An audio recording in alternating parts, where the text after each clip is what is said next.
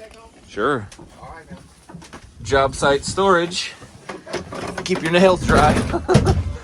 Yep, that's good. Back on the mountain again. It's Christmas Eve, and we're gonna try to get this thing in the dry if the wind stops blowing. Have you ever lifted plywood in really gusty conditions? It's not safe and it's not fun either. So what do you want to do? Do you want to hump or you want to go up? Dude, I want to hump it, man. You want to hump the wood over there? Yeah. All right, Jones is humping wood, I guess. Yep. If you don't know, humping lumber means you're carrying the boards, guys. Wait, can I change? I didn't know that's what it meant. Can I change my job?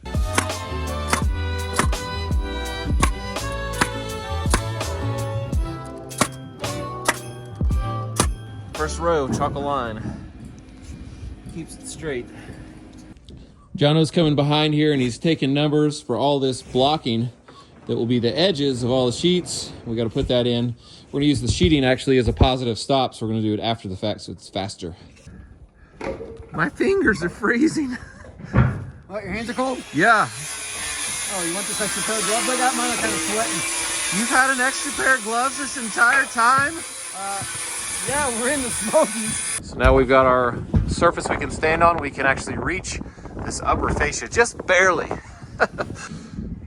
Have you got a nail gun? All right, take it down. Yeah, right here.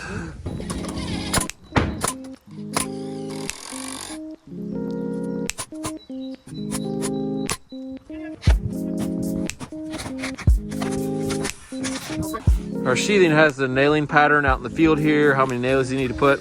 And on the edges, if you're wondering, I put a nail about every 6 inches. I call that stitching it up on the seams. Really nails it really well. And this blocking on the edges is not required on most of the houses we build, and it's because of the wind zone that we have to do that on all the seams, on all of the sheathing, wall and roof, and that's actually slowing us down quite a bit. There's our blocking crew going nuts down there. You're the blocking crew going nuts. What? These two are a little long. The first one is. I think we'll trim the last one and these two will fuzz. You got 16s in the gun? Man, of course, man. You know who you're working with? Yeah, that's why I was asking. Yeah, it's up just a fuzz, so we'll pull it down. So you may have noticed we pretty much all wear suspenders, and I didn't do that for years actually. I was just a belt and I'd cinch it real tight so it wouldn't pull my pants down, but since I switched to suspenders, I've loved it. Doesn't pull on your pants. Yeah, these are looking a little rusty. They are. They've been in the rain. Looks like it's about time for you to upgrade too. Yep. Yeah, I'm down. Let's get some new ones. Christmas. Ooh, Christmas. Christmas. Yes. Yeah, no, well, when the boss won't carry anything, I gotta carry it all. Yeah, where's he at? We've got our little porch roofs done on both sides. We're just finishing nailing the blocking in. We're gonna wait to zip tape this because we're gonna walk all over this and drag plywood all over it to take it up there. So I don't want to put holes in the zip tape. Now we're gonna jump up here and sheet this part of the roof. Now we do have this gable that goes out perpendicular from the main roof. We're gonna sheet under that, and then I'm gonna frame out over top of this roof line with that other roof line. So that's what we're gonna do. That's one thing that I just haven't said much about, but it is there, and there's actually another truss that sits out there too. Here's another thing we've kind of not finished up. We're gonna finish today is to take out this temporary header that these trusses are sitting on and actually attach them with hangers to this permanent girder truss. That's actually what's gonna hold the weight of the end of these trusses, so we don't have this drop girder into the bedroom. We're doing this right now because it's really gonna be hard later.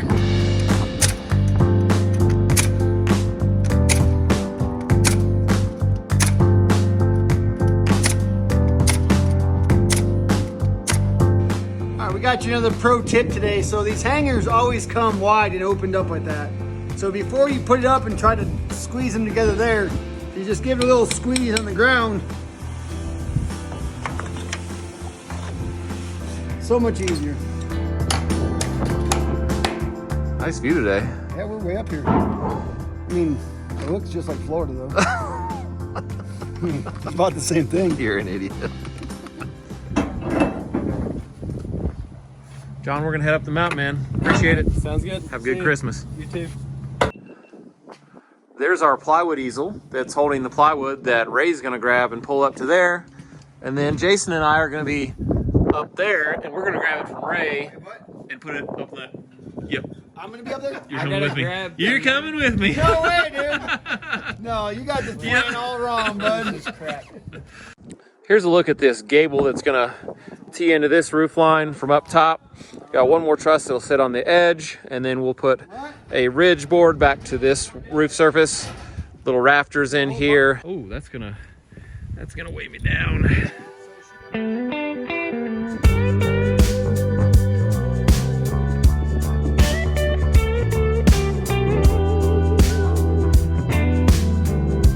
So the boss wants me to go down the hill.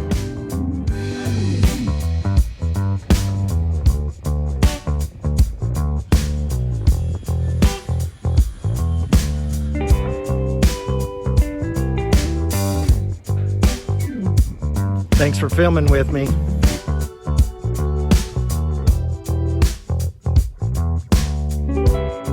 One thing that drives me absolutely nuts is when a fascia is not straight.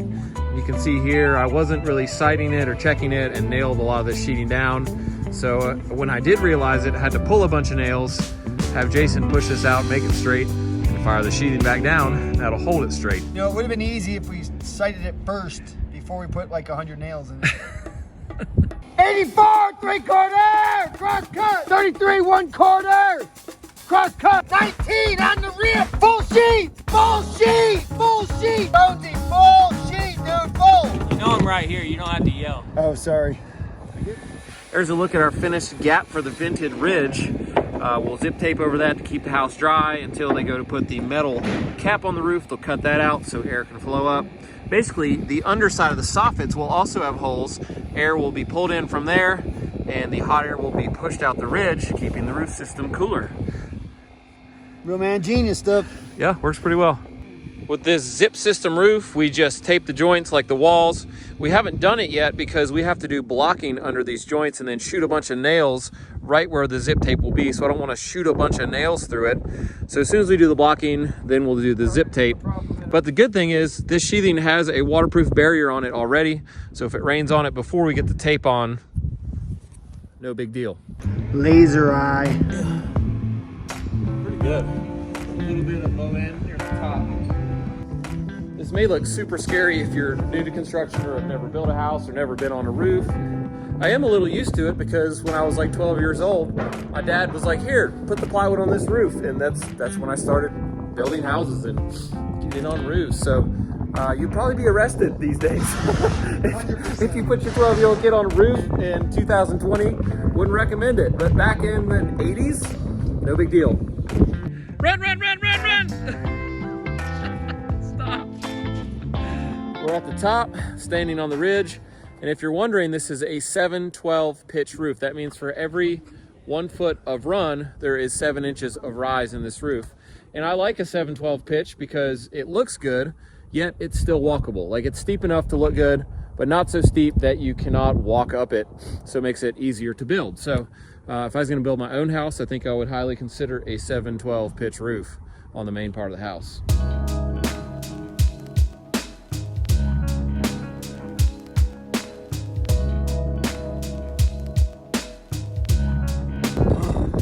I think we're done for the day. Man, that's awesome. Looks good. I have a question though. How are we getting down?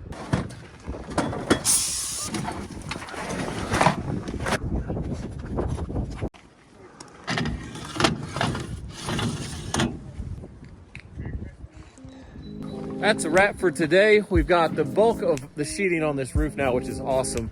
We've still got to do that little frame over. We'll do that on the next video, and that's a pretty fun framing thing. We'll give you some good tips on that. But thanks for building with us today, and we will see you next time.